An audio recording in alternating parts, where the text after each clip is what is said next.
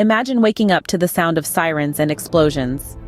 This was the reality for thousands in Israel on October 7, 2023. An unforeseen attack, a stark surprise, unfurled as the dawn broke. Gaza militants launched a sudden assault, firing over 2,000 rockets into the heart of Israel, towns and military camps alike, their audacious audacity marking a significant shift in the long-standing conflict between Israel and Hamas.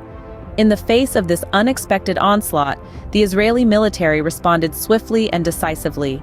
A state of war was declared, with Prime Minister Benjamin Netanyahu at the helm, steering the nation through the turbulent waters of conflict.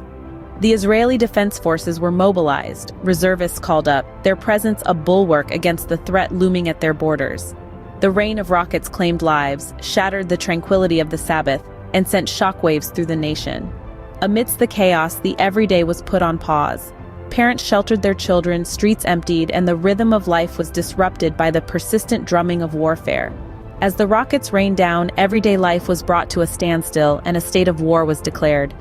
In response to the attack, Israel didn't stand idle. It launched Operation Iron Swords. A call to arms was issued, rallying over 10,000 reservists to bolster their ranks. Israel's military might was not just on display, it was in action, launching targeted strikes on Gaza. The situation escalated rapidly, with militants from Gaza infiltrating Israeli territory, their intent clear and deadly. Firefights erupted, turning city streets into battlegrounds, as the Israeli forces engaged with the infiltrators. This was not just a border dispute, but a full-scale invasion. The Israeli Defense Forces, known as the IDF, were not caught off guard. They were prepared, they were resolute. Operation Iron Swords was their answer to this unprecedented aggression. A strategic and tactical response aimed at neutralizing the threat and defending their homeland. This wasn't just about retaliation. It was about survival, about defending their people and their land from a large-scale attack. The stakes were high, the danger was real, but the resolve of the IDF was unshaken.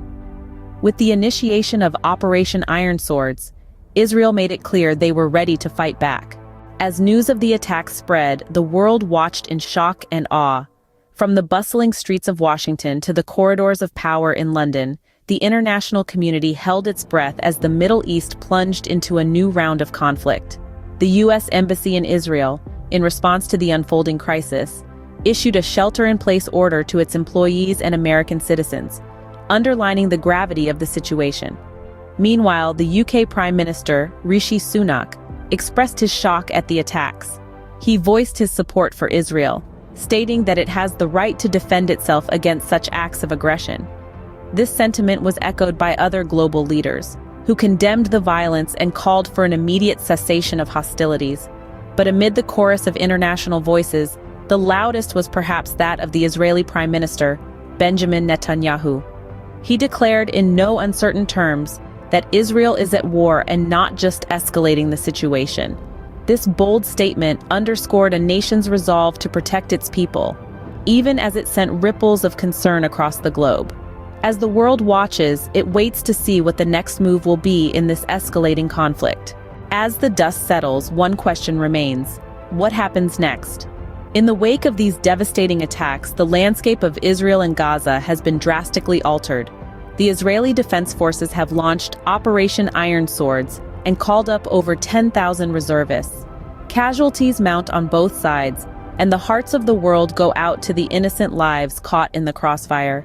This conflict, expected to last several days, could potentially threaten recent efforts to broker an agreement and improve relations between Saudi Arabia and Israel. The tensions between Israel and Gaza are nothing new, but this escalation of violence has taken many by surprise. The Israeli and Palestinian people are once again at the heart of a conflict that has spanned decades. The impact of this war will undoubtedly reverberate throughout their societies, shaping the lives of generations to come. The world, too, will feel the effects. As countries around the globe react and respond, the geopolitical landscape may shift. The reality is that we are living in a world where the impact of conflict is not confined to the borders of the warring nations. In the wake of such violence, the future remains uncertain. But one thing is clear: the world will be watching,